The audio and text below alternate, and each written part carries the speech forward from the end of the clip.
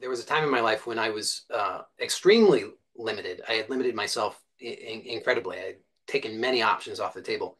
I had a lot of fears and phobias, tremendous amounts of anxiety. And so I believed that many things were dangerous that were not dangerous at all, but I thought they were really dangerous. And among them, I had this extreme phobia of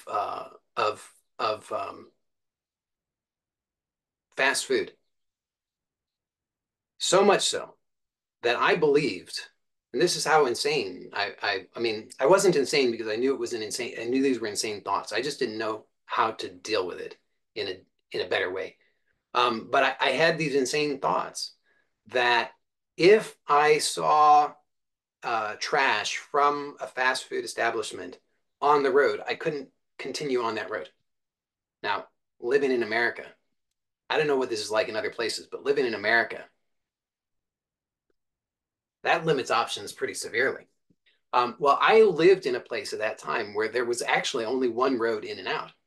And there was a time when there was a piece of trash from, I think it was Wendy's or something. It doesn't really matter. And I freaked out about it. Like I can't go anywhere. I'm stuck. I thought I was stuck.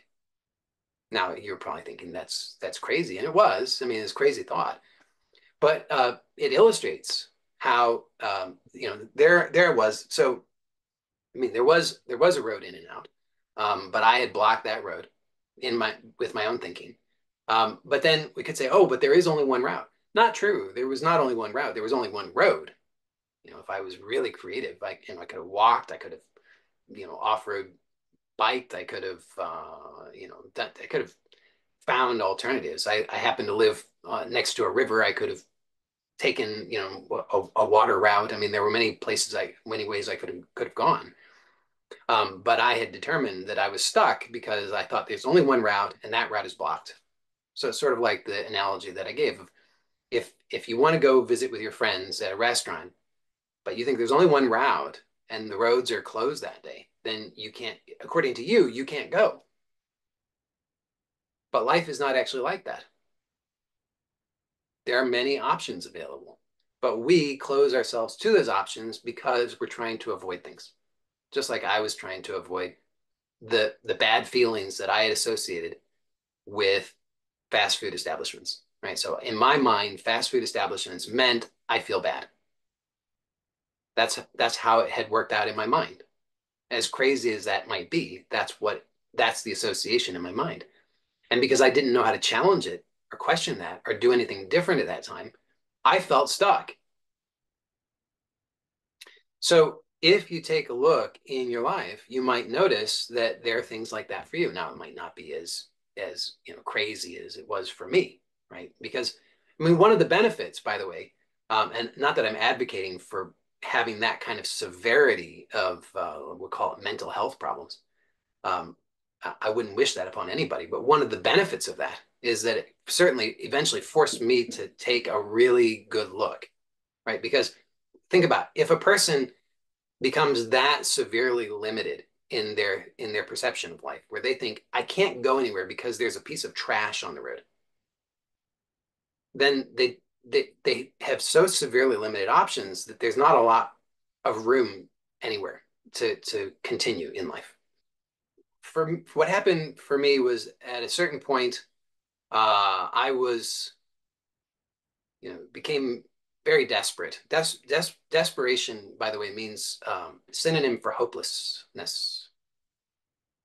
So hope is, if you think about hope, a lot of people think hope is a good thing, but actually hope is terrible. Hope is what hope is. The definition of hope is when you have no sense of agency. You have no sense that there's anything you could do, but you still are keeping your fingers crossed that there might be some positive outcome. But you have no power to do anything differently. That's what hope is. So hope is a terrible strategy, one that I would not wish upon anybody. But even worse than that, in some respects, is hopelessness, because hopelessness is basically the same as hope, except you no longer have hope, right? So it's still that You have no sense of agency. There's nothing that you can do, but now you don't even have hope. So for a long time, I still had hope, which is terrible because as long as I had hope, there was a sense that something was going to change. Like I could keep doing the same insane things and that somehow it was going to change.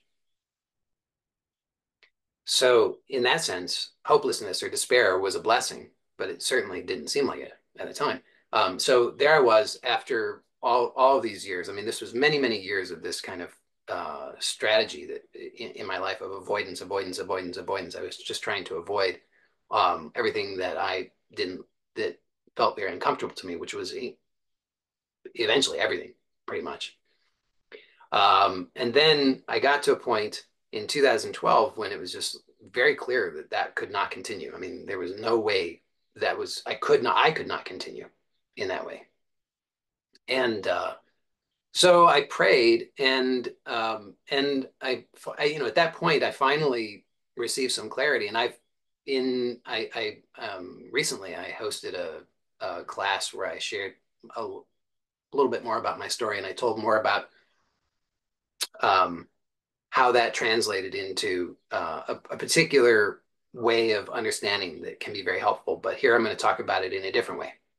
There are a couple of things that I'm going to propose to you that can be very effective for this. Here's what I will propose is a better approach. A better approach is to actually release the associations and to stop representing the things in the same way in your mind. So when you change the way you represent it, then you can actually release the unhelpful associations. And then this will give you greater freedom, greater options, so that you can actually start to choose where to invest your energy instead of just having it automatically go to the things that you're trying to avoid.